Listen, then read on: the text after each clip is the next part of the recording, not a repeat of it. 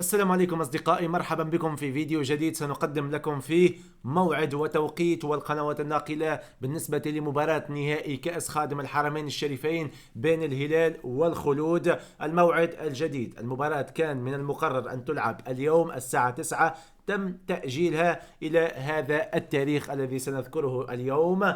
طبعا لا تنسوا اللايك والاشتراك في القناة وتفعيل الجرس حتى تصلكم كل البثوث المباشرة وأيضا الفيديوهات والمواعيد على مباريات الهلال السعودي. هذه المباراة طبعا ستلعب أو تم تأجيلها إلى يوم السبت 30 من شهر 5 مايو 2026، وتوقيت المباراة الساعة 9 بتوقيت السعودية والساعة 7 بتوقيت تونس والجزائر. يعني التوقيت بقى نفسه، ولكن تاريخ المباراة هو الذي تأجل من 23 من أفريل إلى 30 من شهر مايو. بالنسبة لهذه المواجهة ستكون منقولة بإذن الله تعالى على شبكة قنوات 8، الناقل الحصري لبطولتي كأس خادم الحرمين الشريفين ودوري أو دوري روشن السعودي. هذا كان كل شيء في الفيديو، نتمنى تكونوا استفدتوا. ملتقانا إن شاء الله في مواعيد رياضية قادمة. شكرا لكم والسلام عليكم.